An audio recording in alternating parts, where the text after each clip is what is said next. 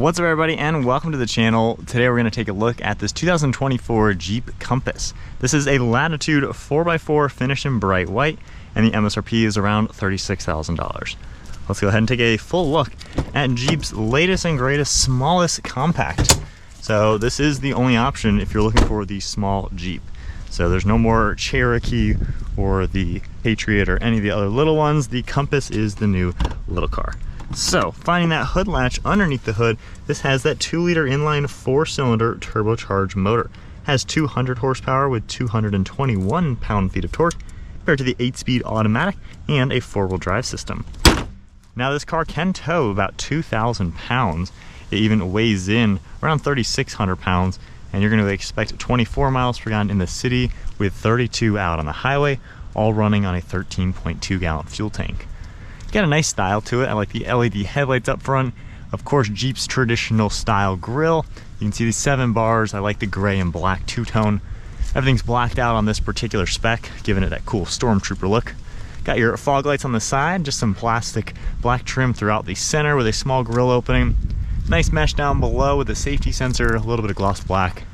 So it's a nice style car. Of course, it looks like the Compass from the past. Obviously hasn't changed too much over the last couple of years, but I think it's a decent looking little compact.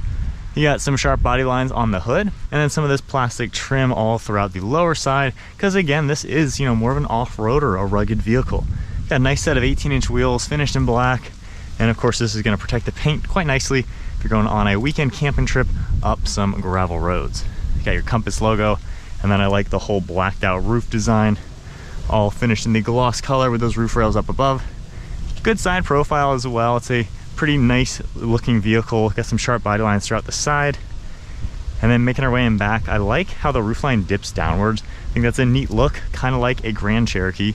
So of course you can see the Jeep in the style, and then you're going to get more of that plastic black material throughout the whole rear bumper. On the LED taillights, I like these little bars right here. Kind of matches the grille, giving it a unique aspect.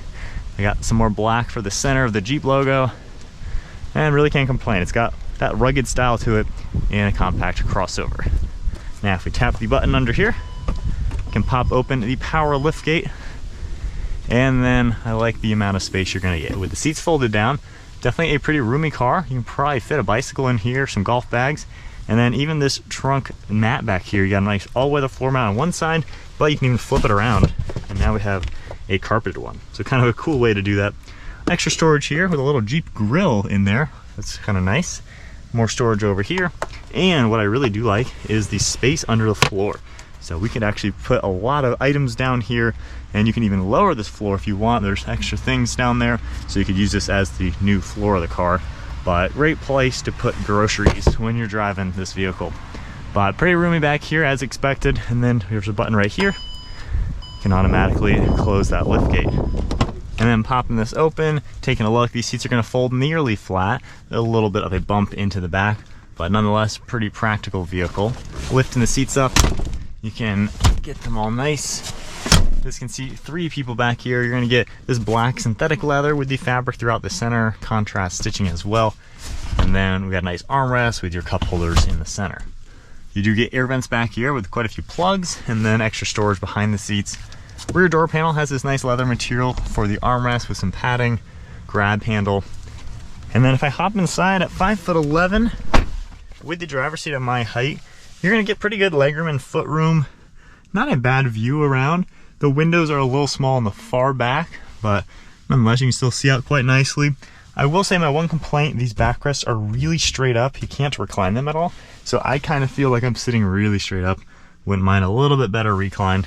The armrest in the center is a nice touch though, and of course having air vents. So it's fine, for little kids, this definitely wouldn't be too bad. I just think for grown adults, you might have a sore back after a couple hours. But not bad for being a small car. You do got the space back there. And then taking a look at the front seats now, you have some soft touch material up above, that same leather type material, all your controls as expected, and then power controls for the seat. You have the same material. It's kind of a cheaper looking synthetic leather. So not the most refined interior, however, at 36 grand, I mean, this is a lot cheaper than some other very generic mid-size crossovers that have maybe a 3-cylinder engine and front-wheel drive. So I feel like they've done a nice little touch to this to make it feel a little bit more upscale than other inexpensive vehicles. Now firing it up, we have the nice leather wrapped steering wheel, all your controls, buttons on the backside as well. And then the gauge cluster is basically what you've seen in a bunch of other Jeeps. So you can scroll through the center screen and see all sorts of different information, basically what you're used to seeing from the brand. Got the windshield wipers on the right, stock on the left for turn signals, headlights are down here. You have this black and gray trim, this nice vinyl material on the dash. So it overall looks pretty cool. I like how you got that faux stitching design, and then this kind of vinyl has a nice touch to it as well. Now for the infotainment screen, basically what you've seen in a ton of other Jeeps, so very familiar these days. Got your media icon that will pop up, more information for all the climate controls. You can go into this setting as well, and then over here you'll have a few extra settings. Rear view camera you can take a look at. You also have all sorts of different settings. A few shortcuts down here for auto start stop, the lane keeping, traction control. Of course, backup camera pops up in reverse, which is quite nice, large screen, pretty HD as well. And then controls down here for volume, you have fan speed, temperature, everything you would expect, and then a lot of storage with extra plugs. Now, being somewhat an off-roader, you have some drive modes. So you can toggle this, which is a really cool touch, and it'll even show you a depiction. So once again, for 36 grand, this is gonna be a lot more capable than your other typical smaller crossovers. You have storage in the center, an adjustable armrest, and that'll pop open as well. And you have a pretty large glove box. One last look at the interior. It looks like the modern Jeeps. It's nothing too crazy fancy. However, the extra soft touch materials I think do go a long way to make this feel a bit nicer than the rest of the cars in this price. Got the tailgate release button up here, dome lights, nice mirror, garage door buttons as well, and then a good size for the sun visors. But one last look at the interior. Definitely not a bad place to be. All right, setting off now in the Compass. Putting that turbo engine to the test. So not bad. I will say it's got a nice peppy amount of power to get up to speed, merging with traffic, getting on the highway, not all too bad. Certainly no fast car or anything like that, but I feel like it's adequately powered to just do the daily thing, everything you're gonna need to do. So normal driving, you have pretty good view out the windshield. The mirrors all seem to do a pretty good job. Over your right shoulder, not too bad. Looking over there, left shoulder's pretty good.